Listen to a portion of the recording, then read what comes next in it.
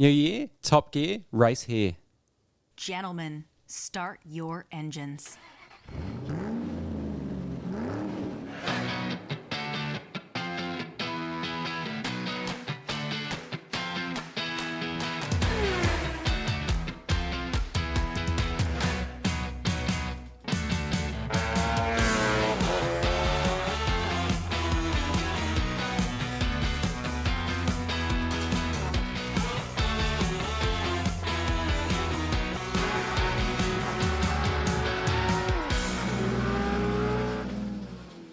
Hello and welcome back to our special episode of the Motor Racing Passion Podcast, where we're celebrating the Race of 1,000 Years, an international sports car race that took place on the streets of Adelaide using the Formula One Grand Prix circuit on New Year's Eve in the year 2000. If you haven't listened to part one, we discussed the lead up to the event, and in this part we are taking a dive into the race itself and the aftermath. Joining me, Luke Blackman again, are my brothers Daniel and Adam, and my friend Brock Schaefer. So the big story in the first 2 days of on-track action leading into the race was Alan McNish's back. How did he hurt it? Which story do you want? Yeah, he was dancing in a kilt or something. He was hopping out of his kilt. Hopping in, hopping out, dancing around in his kilt and got injured. That's what I heard. Yeah, he was lifting some suitcases as well. In a kilt, possibly. Potentially, yeah. And then was the other one crashing a bike or... Fell off his push bike. Yeah. Maybe he was lifting his luggage while riding a bike in his kilt. Then he had to step out of his kilt when he crashed it. Maybe Voila. it was a bit of all. Yeah. The fact that there's that many stories going around, it's a bit like the Montoya and his shoulder one playing tennis. Playing tennis. So, yeah, it's probably on the bike. Well, there we go. He was riding a bike in a kilt with a suitcase, and that's how he injured it.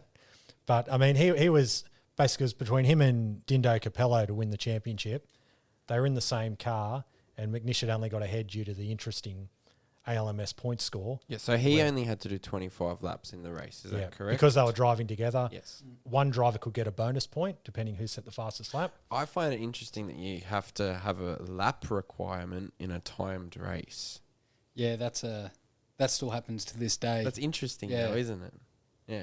Yeah, not a minimum hour, You minutes think or it'd be hour, time, like a percentage, because then it's a guaranteed percentage of the race. Yeah. Whereas if it's laps, like if it's wet or your car is like super slow or something, interesting. Oh, So in practice and qualifying, it becomes pretty clear that the Audi is the quickest car. And on form for the year. On form for the year. Right, it's not just the quickest car; it's like a Dominating. 2020 Mercedes Yeah. on steroids. So really, I guess the McNish and his back was sort of a bit of drama thrown in to the front runners. Not the only drama the front runners would have in the lead up to the race either. No. Amongst others, they call in Brad Jones to potentially replace him. That's a big scoop for Brad Jones. He's fronting the Audi program And in Australia. he got lined up in some pretty cool rides. Yeah. Really, like all the Audis and everything. Yeah, it shows you having a Cal. good relationship with a manufacturer can pay off. That's very cool. Just getting the call up and, to drive one of those cars, jumping from what was in at the time.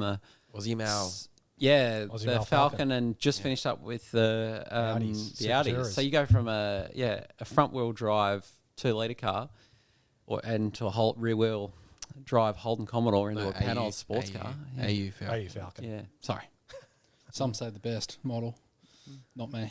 Definitely an icon. But so while that's going on, the Australian driver Jim Cornish, who was driving the Pill Beam, that car gets withdrawn due to homologation problems. Which is strange because I get that it apparently had FIA homologation approval but not ACO.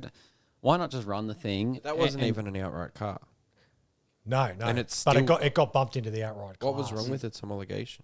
It was to do with the pedal box. It was one story was that it was homologated with the FIA, but the ACO didn't recognise it. The Le Mans rules didn't recognise that homologation. The other one was that it had passed its homologation, but the team didn't have the papers to prove it. So why not just run it and then they Deal DQ with it? You've it come all the later. way to Australia. Just run the thing around and there was a quote from the team saying that even though they weren't running, they'd rather be here not running than back at home. So Really? yeah. So I guess they still Well, I have to guess spend it's a New Year's free Eve here. holiday. Yeah. See, maybe they knew it wasn't going to get allowed to race, and they were like, they took "Don's advantage putting of on this free holiday for everyone. He pays to ship the car out. Let's do it." Yeah. Also becomes clear in the early days that Penoz's Don Penoz is just very delighted with the facilities, and he says that the series has a long future in Australia. Rather ominously again, as we were Jinxed saying. it. But also the David Brabham says that the Penoz just is struggling for pace compared to the Audis. And 'Cause So there were 2 iterations of panels in that event, yes, yep. and Murphy and Bright were in the older version. With David Brabham, yep. yeah, And Jan Magnussen was in the new one. yeah, okay.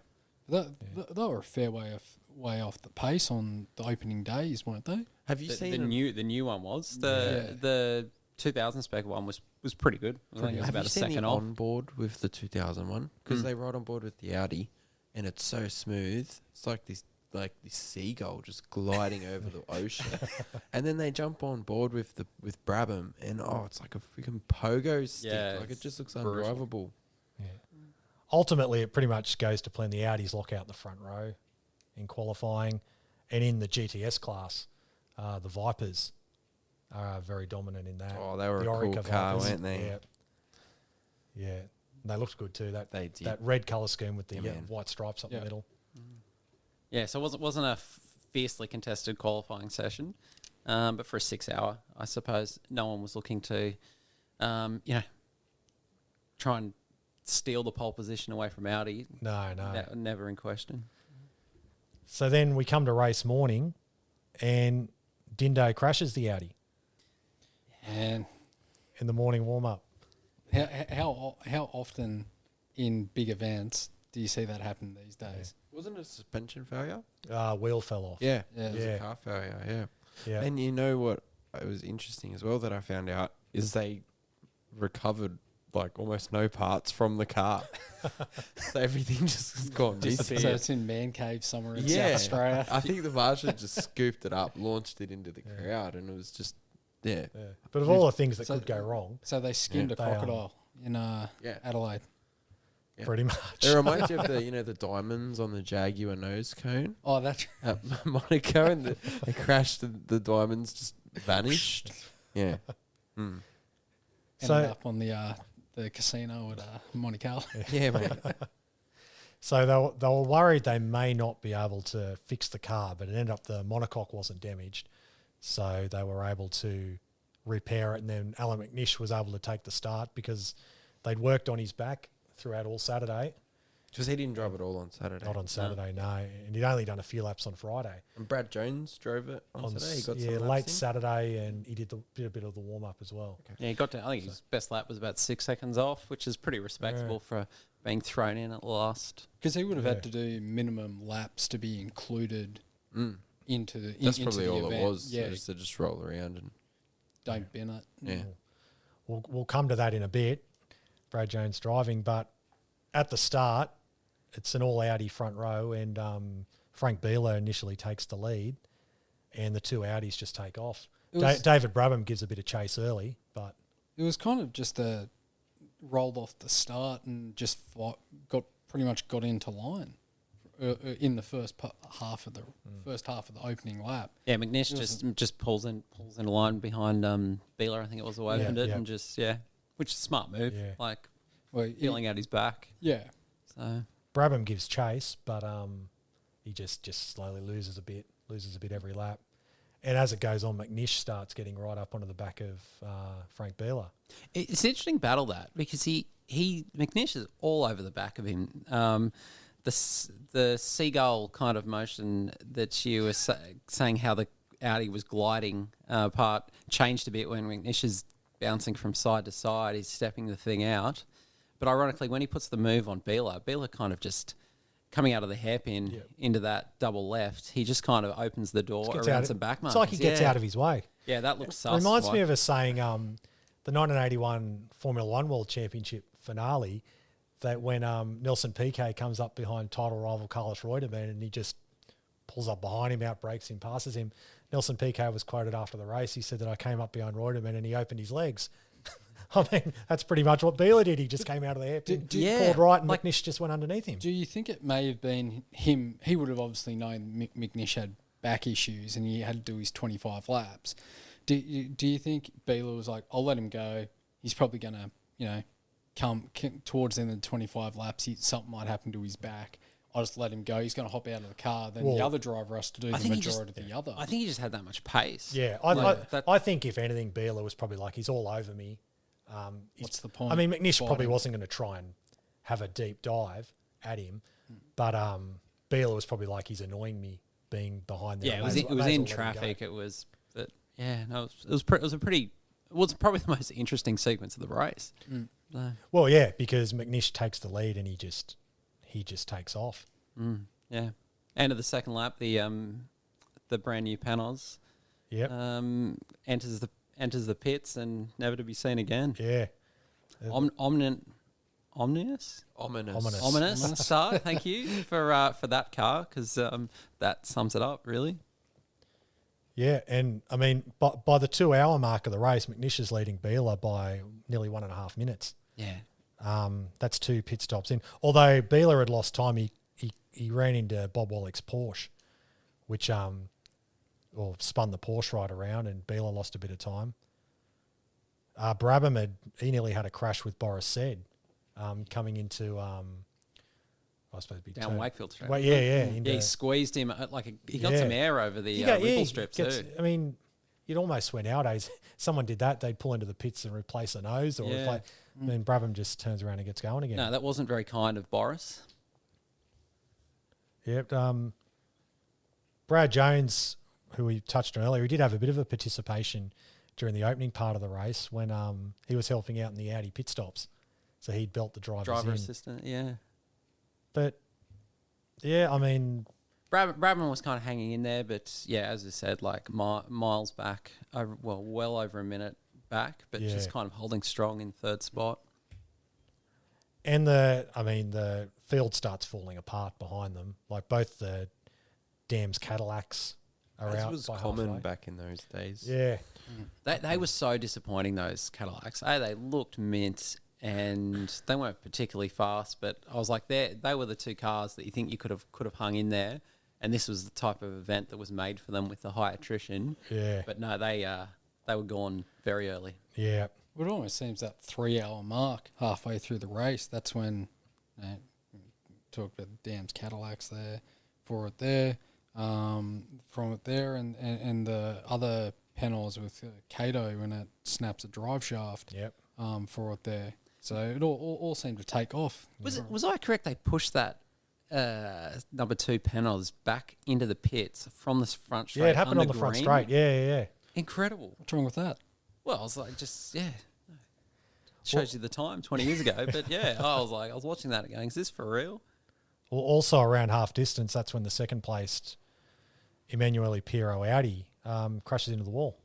Yeah, he got squeezed by one of the... I mean, he was being quite forceful through the traffic. Like he's having a go, but he gets on the marbles in the... I mean, a few people have gone off in that spot over the years, but he hits the wall and he parks it twice trying to get it back to the pits. And I mean, I don't think the car ends up getting back to the pits. 2 hours after under its own speed, gets back to the pits 2 hours after the accident. Yeah. It's like, good on him. He stuck with it. He pulls it over once on the Jones Straight, then pulls it over again on the Brabham Straight. And from my access to endurance racing that I've been participating in for it, I would say that someone on a scooter probably jumped in, went round, casually dropped off some parts for him to get it rolling, to get back there, or there was a mechanic there telling him what to do, because I'm assuming, without knowing the rules off by heart, that they would have said there would be no team interaction outside of it. The driver can do what he needs. So I dare say he would have, worked on the car himself and get it back. Or it may have been overheating and it just took that much time for it to get back to cool down to get there. Nah, the car was pretty second-hand, I think. Good on them, though, for sticking with it and watching that drive in back into the pits. That was awesome. So that put the Brabham Murphy Bright Panos into second. They were 2 laps adrift at halfway in second place. And then not long after that, Murphy puts it into the wall. Puts in the wall hard too. That's when I first saw it. I assumed it was like they were just wearing brakes, which you can understand around the track. But everything I've looked at, they've just said no. He's just gone in, carried too much speed, and and you can see him try and steer out of it as you can see the wall approaching. It was one of those. Like, I know he hits a tyre wall, but the damage doesn't seem to equate to how big the crush No, he was. tore that front left right off. So like you'd think he's just. It looks like a heavy hit, but it's like he just nosed it in. yeah, and it's I mean, full of driving back- tyres. and then driving back. I mean, the wheels hanging off, and Yeah, but no. But once again, credit to Panels for repairing the car and getting it back in the race. Obviously, a large number of laps down. Until the next one happens again. Different driver at the helm though. Who was at the wheel for the second one for that? That was Bridie. right, yeah, he puts it in late in the race. Once again, strange place that right left and just the rear steps out, tries to catch it, and it fires him in. Apparently, it was really. I heard them saying on an interview or something somewhere that it was a really, really strange car to drive. Yeah. Like just really unorthodox to drive. Yeah, it'd go. And especially you think it's not when Bright was driving it. It's had the front end of it rebuilt as well. So there's probably a lot going on. Corner weights would have been. So it ends up being a waltz really to the victory. By McNish does a great job despite his back. He does quite a bit of the race, and the car never looked like losing really. No, In his hands or Dindo's hands. that controlled it from the The front. team did debate putting Brad Jones in for the last 15 minutes of the race, but they couldn't get a clear indication of. So they ultimately they won the race 21 laps ahead of second place. The Franz Conrad, Charlie Slater, Alan Heath, Lola. Shout out though to both those Lolas, the Raffinelli, Olive Garden Lola, and then obviously the Conrad Motorsports one. But two cars that were a long way behind all those top prototypes. They're an odd-looking shape, that Lola. But, geez, I was cheering on that Raffinelli car. I didn't like the nose of it. Oh, no, it wasn't with that headlight in the middle. But 20 years ago, still to this day, I was watching it, especially the Raffinelli one. Yeah. Those onboard shots that the NBC broadcast showed. Looks an absolute treat. Yeah. So I was heartbroken when that one broke out late in the race. It broke down when they were looking at a podium. Yeah. But I guess we just talked about some of the attrition that was in the race, but you look at who popped up on the third place in the podium. You got Beretta, Wengler, and Dupont in the Viper. That's not too bad for a GTS spec car. Oh, very cool. Definitely worth a mention. That was one thing that stood out to me when I saw the results. Yeah. They got third and fourth in the leading GT class Porsche. Finished up fifth with Dirk Muller and Lucas Lurr, who went on to... Took out the championship. Yeah. Actually, I believe all three cars that won that round also took the championship. So some nice alignment and synergy there. Yeah, yeah. So ultimately, just I suppose it summed up the year, really. Yeah. No, dominant cars. It's nice. It's nice to see all three classes, the champions and the season with the win. Yeah. Yeah. So really, there are a few different crowd announcements announced over the course of the weekend for the end of the race, but the general it was around 80,000 turned out on race day, which I think is a really good crowd. Oh, I think it's very impressive. But no one had sneezed at that today. No. Roughly 150, give or take, over the 3 days as well.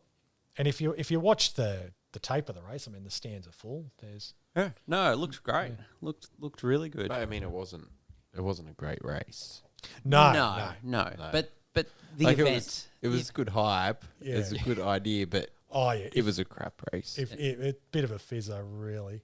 Yeah, that's one for the purists, you might say there, Brock. It was one you were more hoping. You would have sat there at the start line thinking, I hope Brabham can keep him in sight. But it's one of those. Or ones, you'd hope Beeler and Pirro might have. It was just cool to see those cars around that. Exactly. Yeah. That's where the. But then you imagine if you threw BMW, if they made the trek out, where would they fit with the Audi resurgence in the second half of the ALMS season in that? Yeah.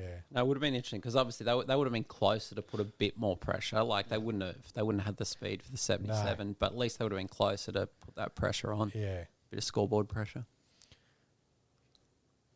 So that's sort of a bit of a wrap up on the race, and we'll be back after the break to talk about, unfortunately, what happened next.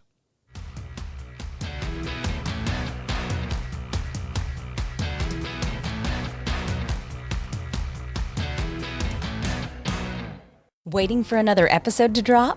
Tumdrum Media has you covered with a range of podcasts perfect for your daily commute. Why not check out The Curious Audience? Go in pursuit of the unknown with a Yowie hunter. Find out some dirty little secrets from a sex therapist, or hear the explosive stories of a rock star performing in a battleground. Find The Curious Audience on Apple Podcasts, Spotify, or your favorite podcast app.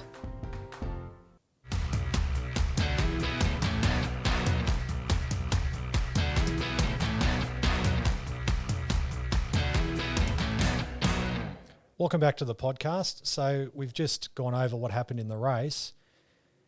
After the event, there was a lot of positivity. A 2001 event was announced, not on New Year's Eve though, unfortunately. This was going to be a race on December 2, 2001, but optimism in general that the race was going to kick on.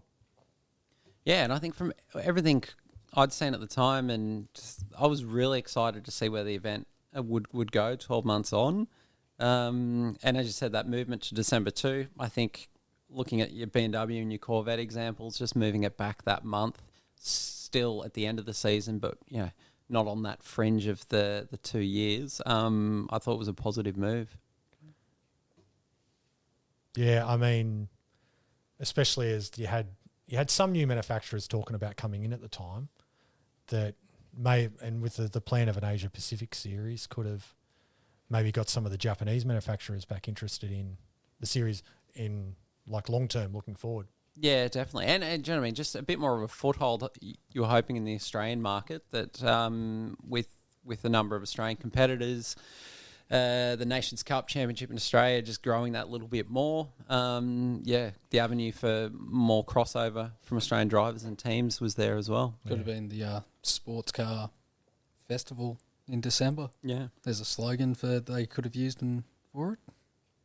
Yeah, you got to put the word super in there to be especially these days. Things start getting interesting for the event though early, because when the initial V8 Supercar calendar for 2001 is announced, they also announced their final round is on December 2 at Sandton. Let me ask you this. Who did it first? Who announced the date first? Panos.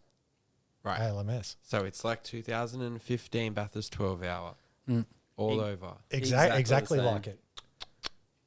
Similar result There's in a the damn end, trend here, supercars. More than one category can exist in this country. There is. Exactly. But I mean, Tony Cochran from V8 Supercars, he's straight off the bat. He says, why should we have to move our final round of V8 Supercars for what he calls an exhibition match? Which is really, once again, coming back to just like stupid stuff that is actually causes more harm to Australian motorsport than, do you know what I mean? As you touched on, the ALMS announced the date first. He's saying, why should I move? Well, the question is, why did you schedule it on the same date? And I'm sure you'll get to it in a second, Luke, but it's almost like the die is cast there in terms of what the ultimate move and ulterior motive is from the V8 Supercar Brigade. Yeah. They're just so aggressive towards anything. Unnecessarily. Yeah. Anything. It's like you cannot exist. Exactly, because ALMS is not a competitor. No. I think it adds things. So if you got Murphy and Bright, that gets their names out there to the American audience, and they're like, oh, these guys are pretty cool. Let's watch what they race in. Yep. And he's got form. Sorry, Cochran's got form as well. I think, which it's in the future, but you cross forward to 2006, give or take, when he was having a bit of a blue with the WA government, and he wasn't going to fund a street race. So when that got denied, his solution and threat was to tell the WA government that he would purposely schedule a race against the WRC event in Perth so that they would take the Channel 10 TV and that the WRC race wouldn't have any live coverage. So, I mean, like, just shows you the mentality that they had around this time, that they were trying to... I know it's business, but, like... Oh, it's just... Come on. As race fans, though, it's like... you shouldn't have to pick one or the other. Better. Well, it's interesting. Well, with regard, that was 2001, that little stoush with the WA government. And the direct quote after basically the WA government says we won't fund a street race, Tony Cochran says in auto action, says, seeing they think we're so insignificant, they won't mind us running an event at the same time on the same weekend against their rally next year, and we will have their TV, of course. They think we're insignificant. I'll effing show them who's insignificant. So once again, this is like bully boy tactics, putting at jeopardy an actual Australian event. You know what, but it worked.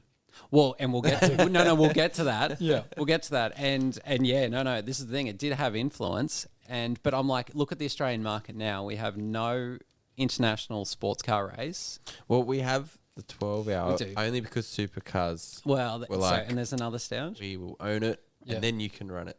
As of the moment, we have no WRC. So I'm like, might help supercars? Does nothing for Australian motorsport though. So then there's a bombshell on February 27, 2001, where the South Australian Premier John Olsen reveals that they're no longer going to back the Adelaide American Le Mans Series race. But so obviously, Don Panos has been in the country for 10 days prior to that announcement. Yep. Boards And he'd only just got home. boards the plane back home. Confident, obviously, he's got a 10-year deal in his back pocket, working towards December 2. And where does Mr. Olsen decide to announce that formal cancellation, Luke? At What a did I tell a liberal you? luncheon. Yes. So you just think you meet with someone, you do a deal, and then in the interim, Yep. he's done a backflip. And out of all the places to announce this, can I say this without actually talking to Don Panos? Yep. Is that a liberal function? Yep. Let's Which- not get politics into Oh, it. no, sorry. At a function, a political function. maybe. And so you just go, what? How does that work? Yeah. What, Yeah, like, yeah. why is that the process to announce a cancellation that there's actually been an agreement for? Yeah. So that struck me as a little bit odd from John Olsen. Yeah. And his justification for it is he said the choice was Le Mans or 200 nurses. We've taken 200 nurses. And he also says a factor was an overload on the city parklands. I guess the problem is you're never going to win an argument that involves putting the funding towards nurses or hospitals That wasn't. over a car race. Don was like Taking all the financial risk.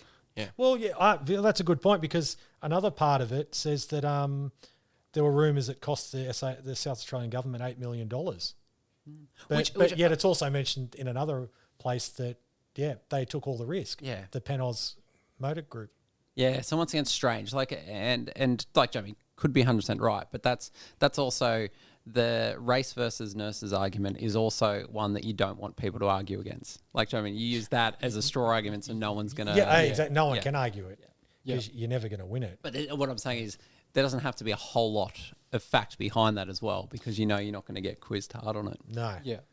So I mean, the Panos Group comes out, with the usual stuff you can expect. They come out with saying what the event offered, and amongst other things, Don Panos. We refer back in the previous episode. We talked about how he thought of it all as a family, the American Le Mans series as a family rather than a racing series.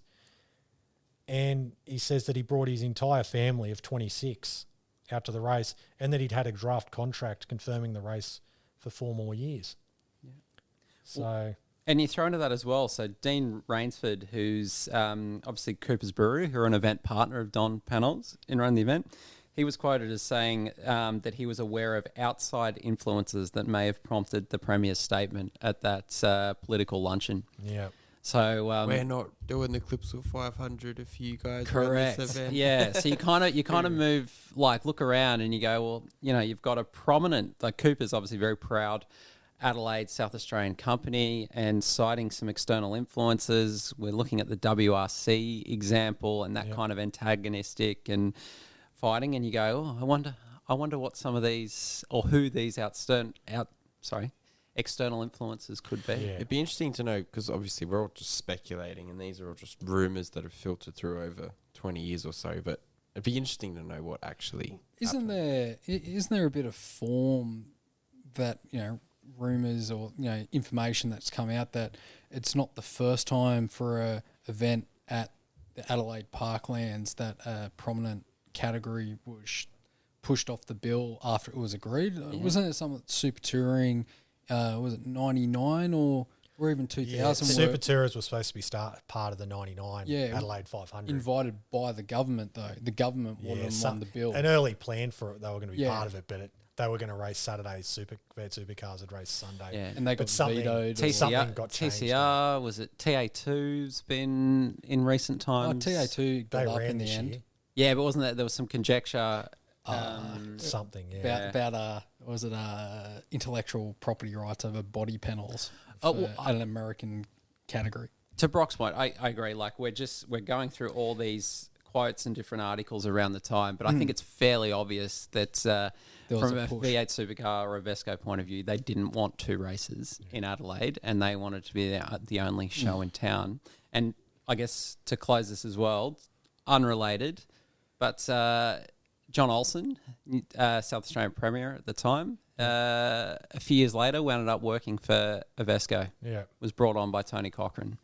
Yeah. So if that may help close the circle and obviously point to the relationship that existed. In 2001. Yes. As South Australian Premier. Yeah. So, not long after. Yeah. So, an interesting time. And as I said, so sad to see that culminate. Yeah. And at least by Don Panos' words here too, all of it while he was out of the country. Yeah, So, yeah. To be fair to the Panos group, they got straight down trying to, rather than dwell on trying to talk the Adelaide government, South Australian government back into it, they got on with trying to find another event. Mate, that's it. Like this podcast has put Don Panos really on a pedestal. Like, I don't know him, but based on this, like he sounds like a cool guy. But it's like successful businessmen. They get a big knockback.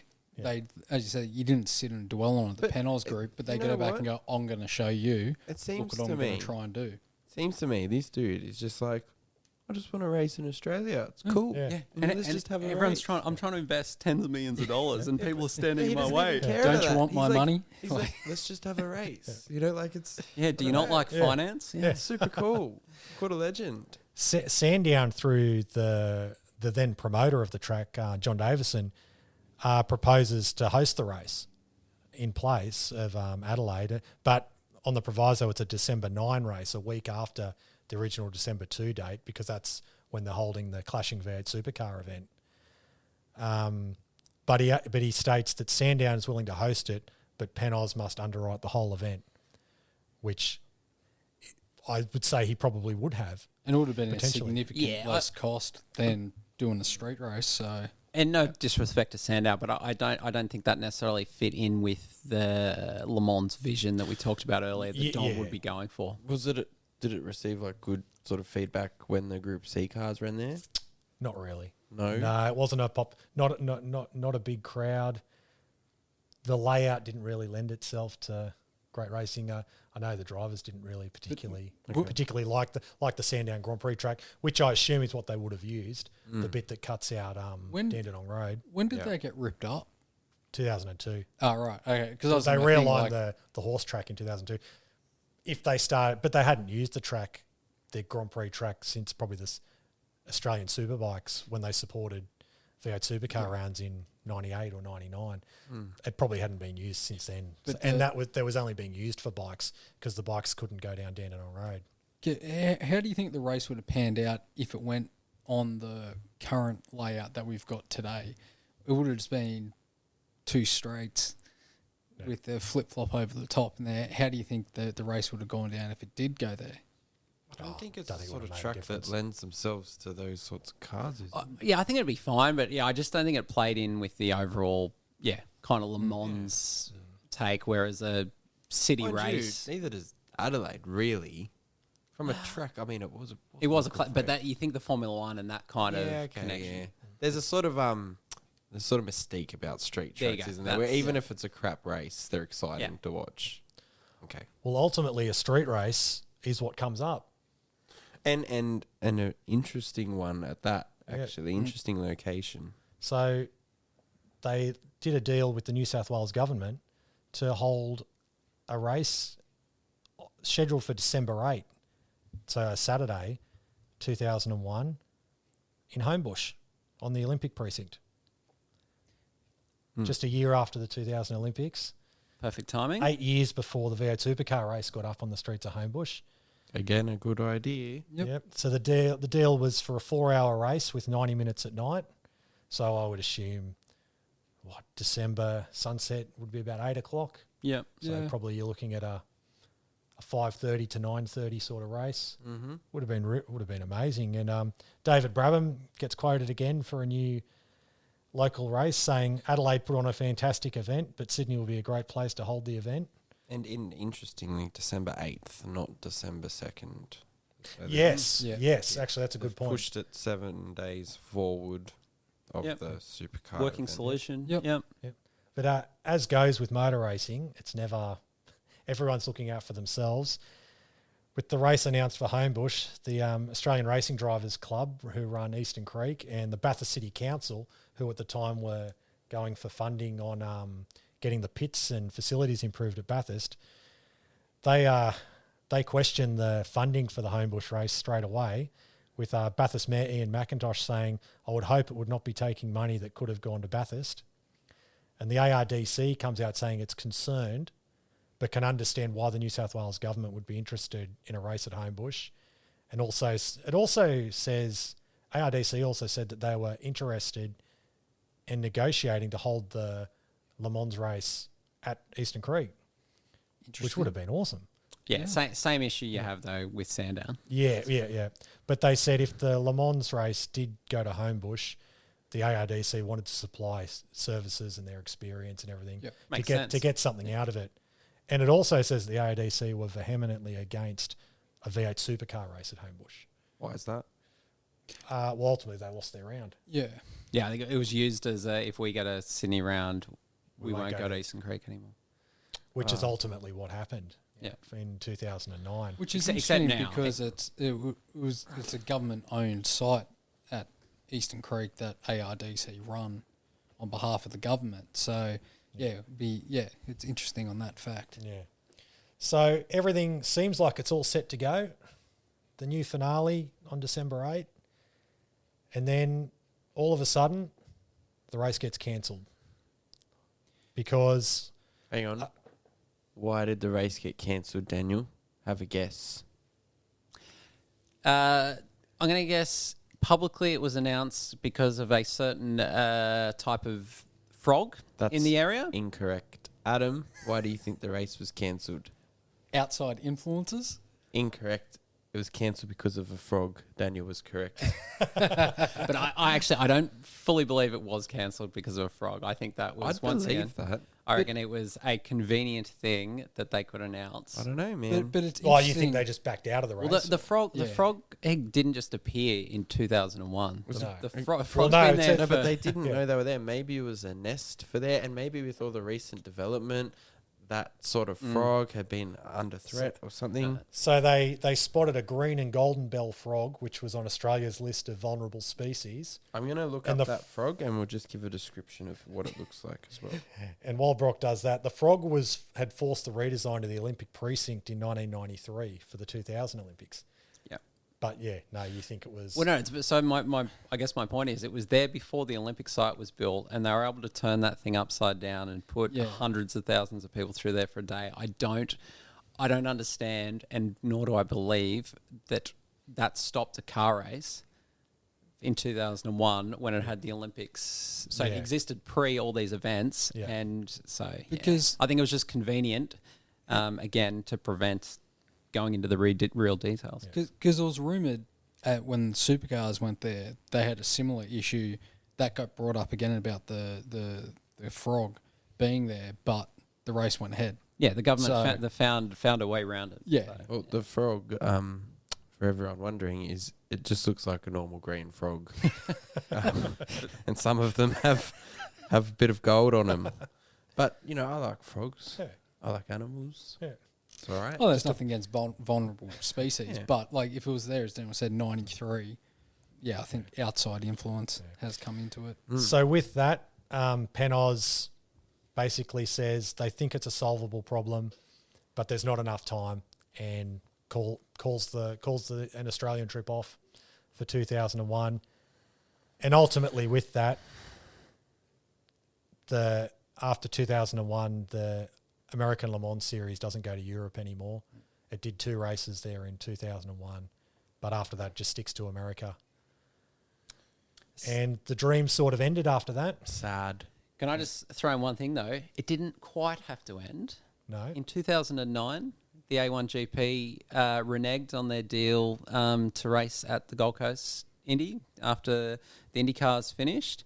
And in a Gold Coast Motorsport document, one of the options put forward was for the ALMS series in 2009 and beyond to be that replacement category that obviously ended up going to the V8 Supercars. But one of the category risks identified was that the legacy of an unsuccessful Adelaide event in 2000 was a deciding factor in them not being put forward, which I found interesting because for everything we've discussed today, I don't think that's a representative take on what actually occurred in Adelaide, but the stigma kind of that stuck to it because of all these scenarios has been that it's unsuccessful. So would that be a loaded thing at the time? Because I think at the reprise of the Gold Coast event around that time, Supercars had an involvement of the rebrand after A1GP. Yeah, but did IMG have something to do with the Gold Coast prior to that? No, so this study was done by the government, but I think it just showed you the overall feel that was projected from it, which I thought was pretty disappointing to see that in writing. Yeah. So We can all maintain hope because the full field of IMSA cars in Australia That would be fantastic. be there Yeah. wherever it is in the country. Well, there'd be the Bathurst 12-hour trip on tour, I think. Yeah. I like it. So if you had to sum up in final summary, just a quick final thought on the event, just. But going through this has been great and heartbreaking to relive at the same time, but I live by the words, it's better to have loved than lost than to never have loved at all. So so I still look back on that race very fondly. Unique event, only happened once. Great if something to the same caliber could come back to it. But yeah, looking back on the race, 20 years this year on it, fantastic event for it there, and I hope something close to it comes back shortly so we can enjoy it. I think a good concept. Just sad.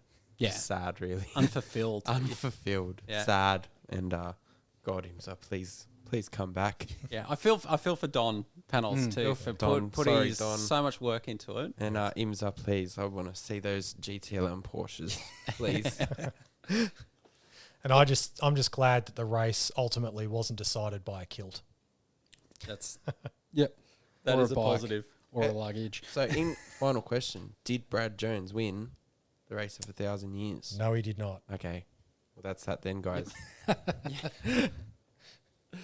He was. They were thinking. They tried to get him in for the last 15 minutes of the race, but Audi couldn't get an answer on whether if the stuck car in the didn't wall. finish, would they still be credited with the win because they were that far in front. And if you have the option to buy a 2001 or a 2000 panels, buy the 2000. Definitely.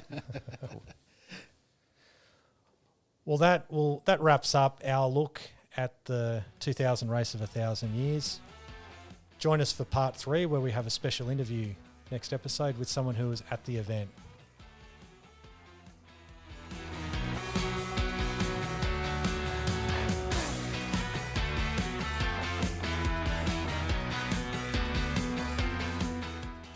Motor Racing Passion is produced by Luke Ryan for Tum Drum Media.